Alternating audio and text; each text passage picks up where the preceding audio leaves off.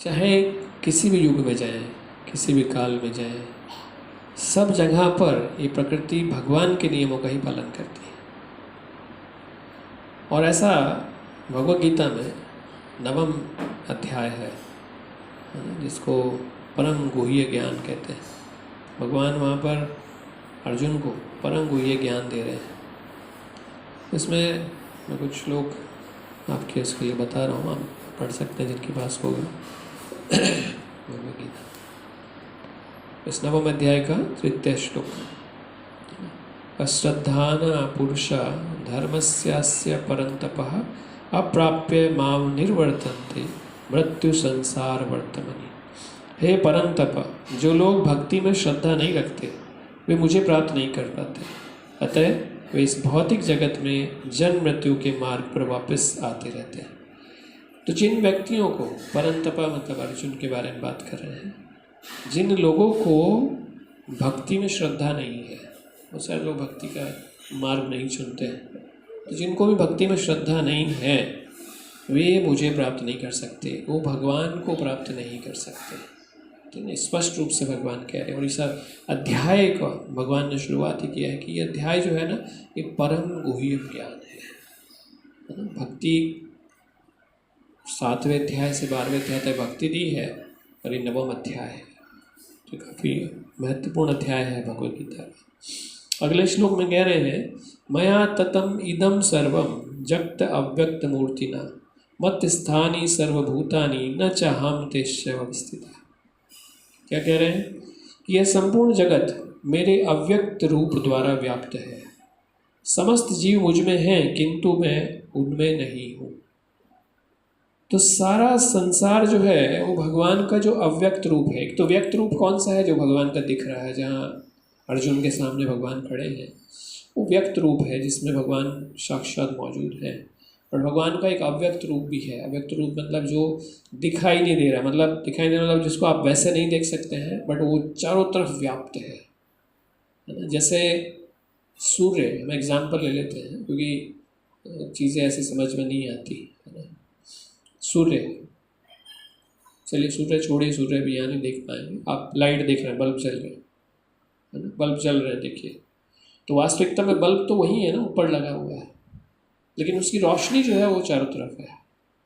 हाँ, तो देखा जाए तो वो साक्षात बल्ब जो है वो तो व्यक्त रूप है, और ये अव्यक्त रूप है। वही बल्ब का अव्यक्त रूप है क्योंकि उसी की ऊर्जा जो है वो इस चारों तरफ फैल रही है इस कमरे के अंदर। तो वो व्यक्त है। व्यक्त क्या है? बल्ब है। और अव्यक्त क्या है? जो आपको बल्ब तो नहीं दिख रहा है लेकिन उसका प्रकाश दिख रहा है। इसी तरह भगवान जो है वो तो सर्वशक्तिमान है। और शक्ति कौन है भगवान की? जो जगत जिससे चल रहा है, क्योंकि ये पूरा जगत भगवान की शक्ति का ही रूप है। तो शक्ति और शक्तिमान, भगवान शक्तिमान है और ये जगत शक्ति है, कि भगवान की ऊर्जा से चल रहा है। कोई भी चीज़ बिना ऊर्जा के नहीं चलती है, हमें पता है ना। आपका शरीर जो है, अगर आप भोजन ना दें और शरीर में ऊर्जा ना बने तो आप कार्य नहीं कर सकते, है ना। जिस दिन आपका व्रत हो, उस दिन आप ढीले हो जाते, अरे व्रत है, आज काम नहीं कर पाऊँ, आज काम कम करूँगा, क्योंकि ज़्यादा काम कर लिया तो फिर शरीर में ऊर्जा नहीं है और शरीर गिर जाएगा। तो इस तरीके से हमारे पास ऊर्जा को देखने का तरीका है। ये ऊर्जा जो है उससे ही कार्य होता है, अगर ऊर्जा नहीं है तो कार्य नहीं हो पाएगा। उसी तरह से भगवान है और एक भगवान की ऊर्जा है। ऊर्जा इस पूरे जगत को चला रही है और भगवान तो स्वयं स्रोत ही है उस ऊर्जा का, तो वहाँ से तो आ ही रही है वो ऊर्जा। तो इसलिए भगवान को वो ऊर्जा नहीं चला रही है, भगवान की ऊर्जा से पूरा जगत चल रहा है। इसी तरह से हर जीव के अंदर कह रहे हैं कि समस्त जीव मुझ में है, क्योंकि भगवान की ऊर्जा से ही सारे जीव हैं। तो भगवान की ऊर्जा में ही सारे जीव हैं, तो सारे जीव भगवान की ऊर्जा में हैं, लेकिन भगवान उससे बिल्कुल अलग है। जैसे आप कह सकते हैं कि आप इस बल्ब की रोशनी में हैं लेकिन बल्ब में नहीं है। बल्ब आपसे अलग है लेकिन आप बल्ब की रोशनी में हैं। तो उसी तरह से सारे जीव भगवान के ऊर्जा के अंदर हैं, यानी भगवान के अंदर ही हैं, लेकिन भगवान उनसे अलग है। तो यही श्लोक में भगवान कह रहे हैं। कुछ श्लोक मैं आपको बता रहा हूँ, काफ़ी अच्छे हैं। न च मत्स्थानि भूतानि पश्य मे योगमेश्वरः भूत भ्रन्न च भूतस्थो मामात्मा भूत भावना। तथापि मेरे द्वारा उत्पन्न सारी वस्तुएं मुझ में स्थित नहीं रहती। जरा मेरे योग ऐश्वर्य को देखो। यद्यपि मैं समस्त जीवों का पालक भरता हूँ और सर्वत्र व्याप्त हूँ, लेकिन मैं इस विराट अभिव्यक्ति का अंश नहीं हूँ, क्योंकि मैं सृष्टि का कारण स्वरूप हूँ। तो वही सेम चीज़ जो मैंने अभी बताई एग्जाम्पल लेकर, कि ये सारा जगत भगवान के अंदर व्याप्त है, लेकिन भगवान अलग है, क्योंकि भगवान और भगवान की एनर्जी अलग है ना। भगवान और भगवान की एनर्जी, जैसे सूर्य है, सूर्य का प्रकाश और उसकी गर्मी अलग है ना। तो इसलिए समझना बड़ा मुश्किल नहीं है। सूर्य अपना एक स्रोत है, उसकी एनर्जी है। तो आप यहाँ इसमें इस जगत में सूर्य की गर्मी महसूस करते हैं।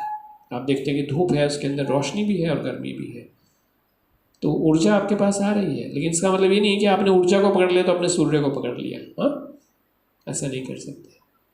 तो उसी तरीके से यहाँ पर हम समझ सकते हैं कि भगवान का जो योग ऐश्वर्य है वो कैसा है, भगवान की जो सत्ता है वो कैसी है।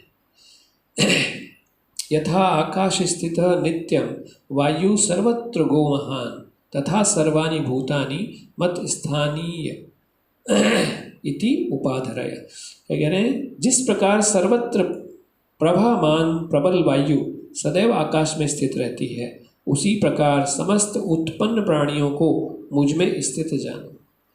जैसे आकाश के अंदर वायु है, उसी तरीके से इस जगत में जितने जीव हैं वो सब भगवान के अंदर ही स्थित हैं, क्योंकि भगवान की ऊर्जा के अंदर ही सारे हैं, है ना। जैसे आकाश में वायु है, प्रबल शक्तिमान वायु है, उसी तरह से इस जगत के अंदर हम भी आत्मा, जो हम जीव आत्मा हैं, वो इस जगत के अंदर भगवान के अंदर ही, भगवान की शक्ति के अंदर ही मौजूद है ना। उसका यहाँ पर भगवान वर्णन कर रहे हैं। इससे आगे कह रहे हैं, सर्वभूतानि कौन्तेय प्रकृतिम यान्तिम मामिकाम कल्पक्षय पुनस्थानी कल्पादो विसर्जायम।